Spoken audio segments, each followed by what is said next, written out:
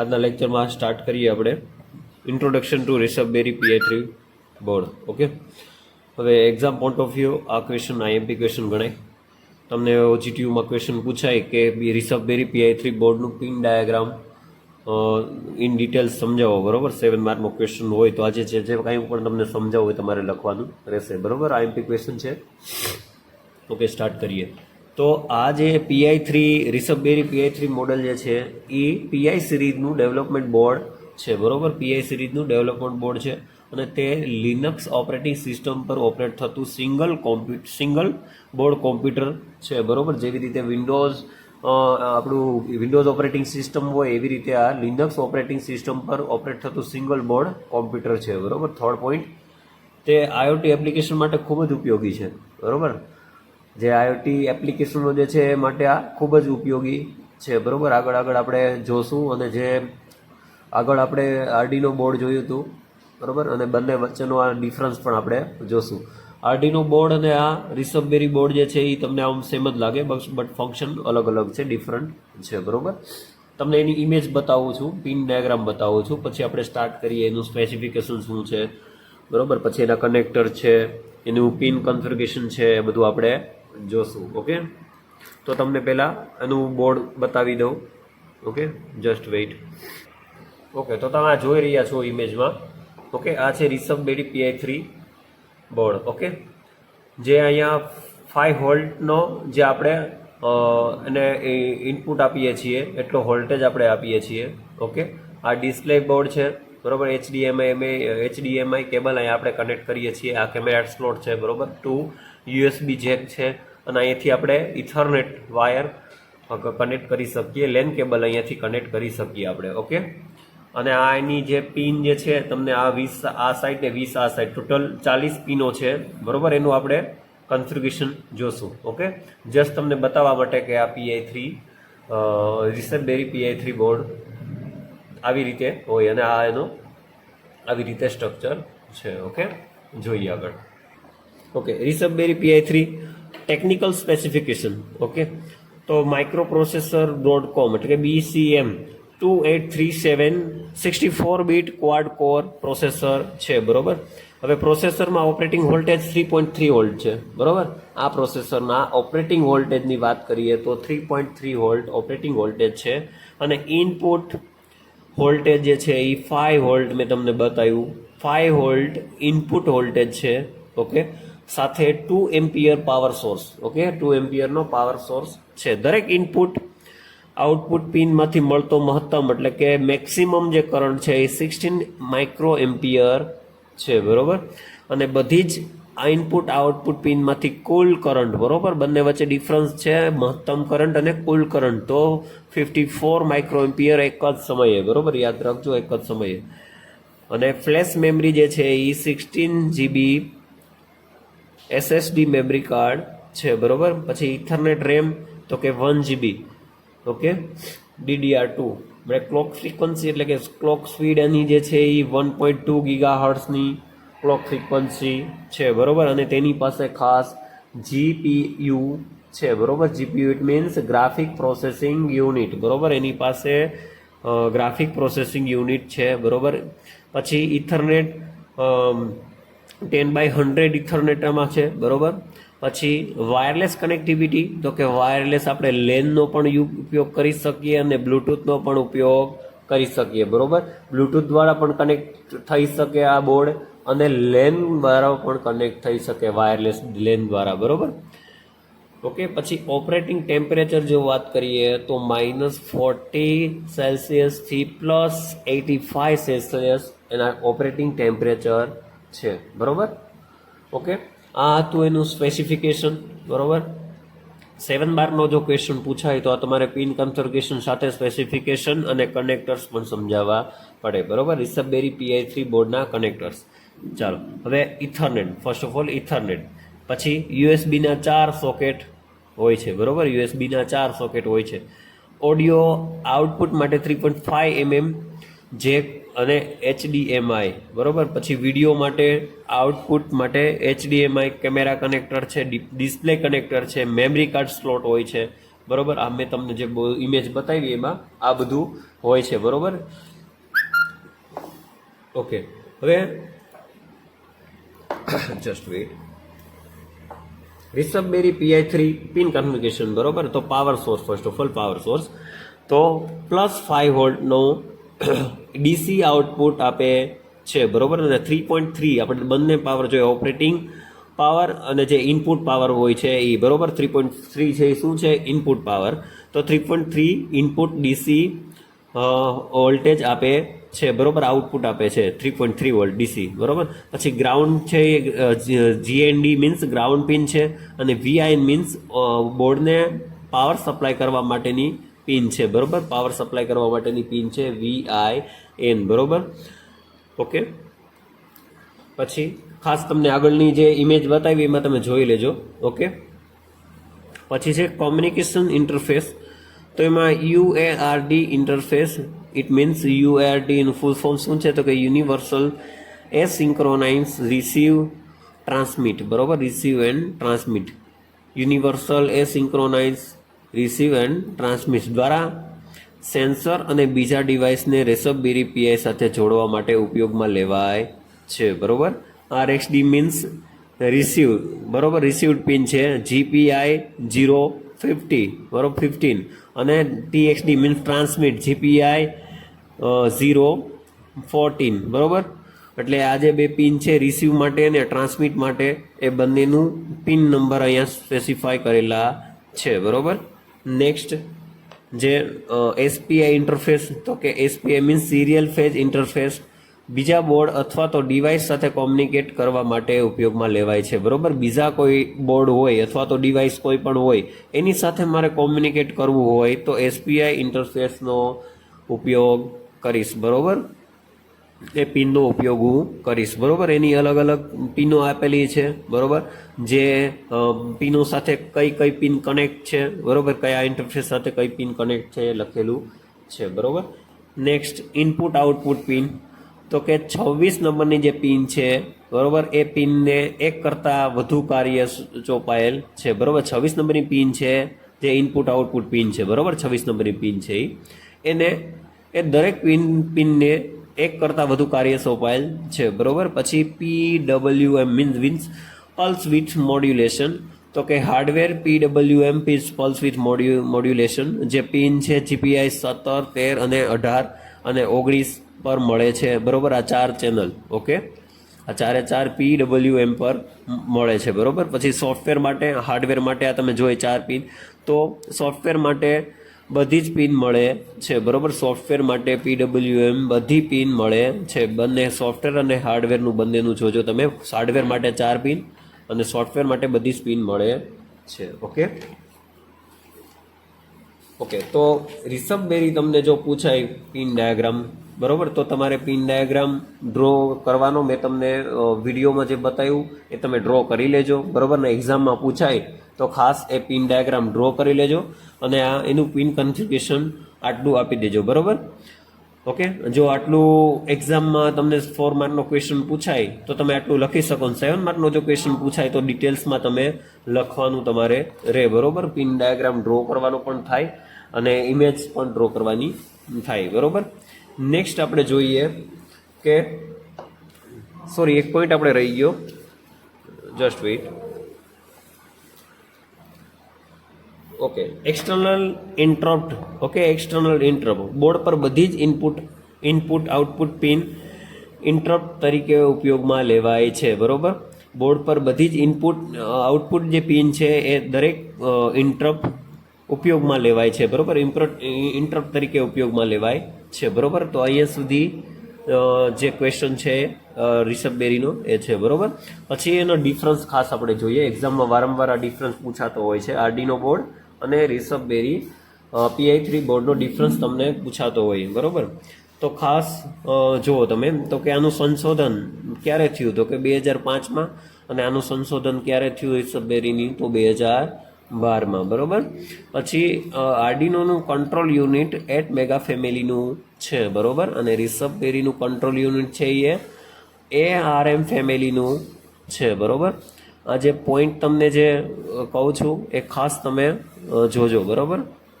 Okay, જો તમને આ ક્વેશ્ચન 4 માર્ક ને 7 માર્કનો પૂછાણો હોય તો એ રીતે તમારે બધું લખવાનું, બરાબર. અહીંયા આઈ થિંક 15 જેવા પોઈન્ટ લખેલા છે મેં, બરાબર. તો 7 માર્કનો જો ક્વેશ્ચન પૂછાય તો આ બધી જ તમારે જેટલું પણ ડિફરન્સ તમને કહો એટલા બધા તમારે ડિફરન્સ લખવાના થાય, બરાબર. તે માઇક્રો કંટ્રોલર પર આધારિત છે.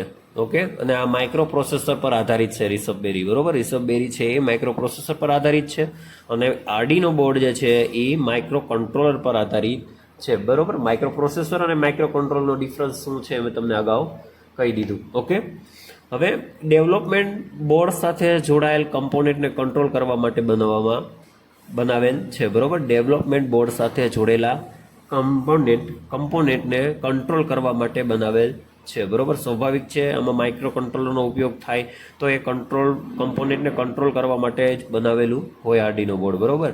અને આમાં શું છે કે તે ઇનપુટ ડિવાઇસ પાસેથી ડેટા લે છે, તેના પર પુષ્કળ પ્રમાણમાં જે ગણતરી કરીને આઉટપુટ ઉત્પન્ન કરે છે, બરોબર. અને તે ગણતરીના આધારે કમ્પોનેન્ટ્સને કંટ્રોલ કરે છે, બરોબર. બંને વચ્ચેનો આ ડિફરન્સ છે કે આ પુષ્કળ પ્રમાણમાં ગણતરી કરીને આઉટપુટ ઉત્પન્ન કરે છે અને ગણતરીના આધારે કમ્પોનેન્ટને કંટ્રોલ કરે છે, બરોબર.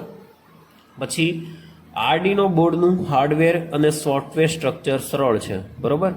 આર્ડિનો બોર્ડનું હાર્ડવેર અને સોફ્ટવેર સ્ટ્રક્ચર જે છે એ બહુ સરળ છે, બરોબર.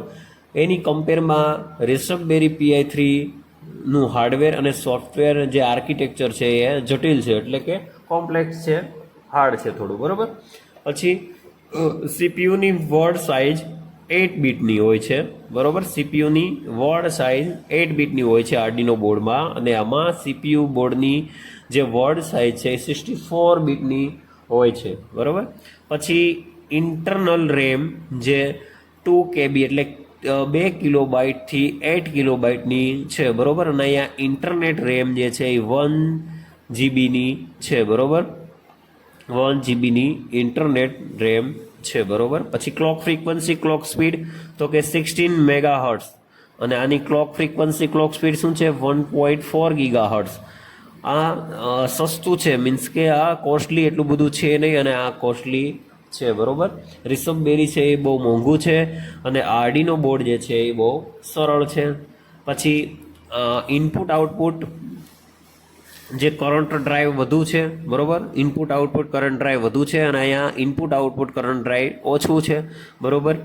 પછી ઇટ્સ લોજિક લેવલની વાત કરીએ તો 5 વોલ્ટ ફોર હાઈ અને 0 વોલ્ટ ફોર લો, બરોબર.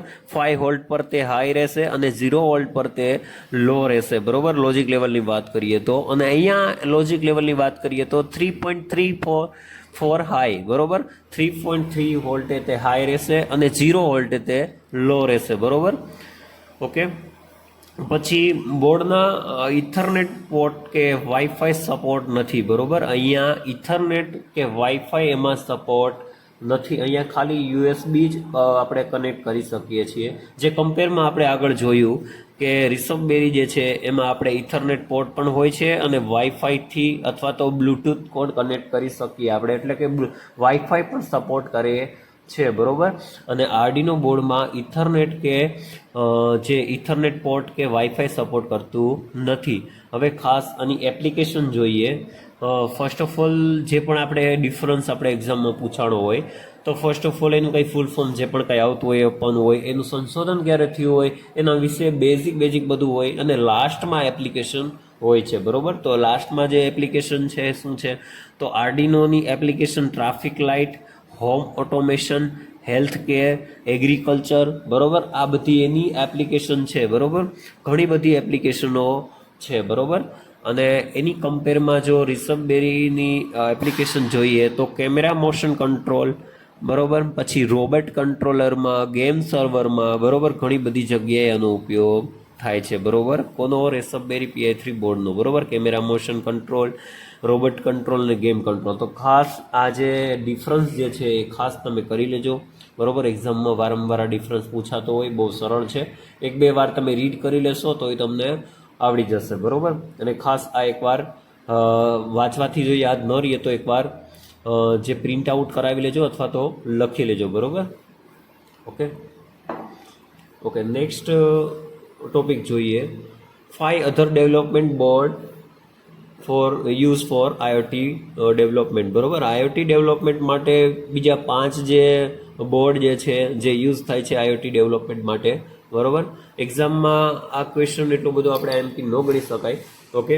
બટ એક્ઝામમાં ક્યાંક ક્વેશ્ચન પૂછી લઈએ કે જે 5 કમ્પોનેન્ટ જે છે, સોરી, આઈઓટી ડેવલપમેન્ટ માટે ના કમ્પોનેન્ટ, ડેવલપમેન્ટ બોર્ડ માટે જે બોર્ડ છે, બરાબર, એ સમજાવો, અથવા તો ક્લાસિફિકેશન ઓફ બોર્ડ કે, બરાબર, અથવા તો બોર્ડ વિશે તમને કે, બરાબર, કયા બોર્ડનો ઉપયોગ થાય છે આઈઓટી ડેવલપમેન્ટ માટે.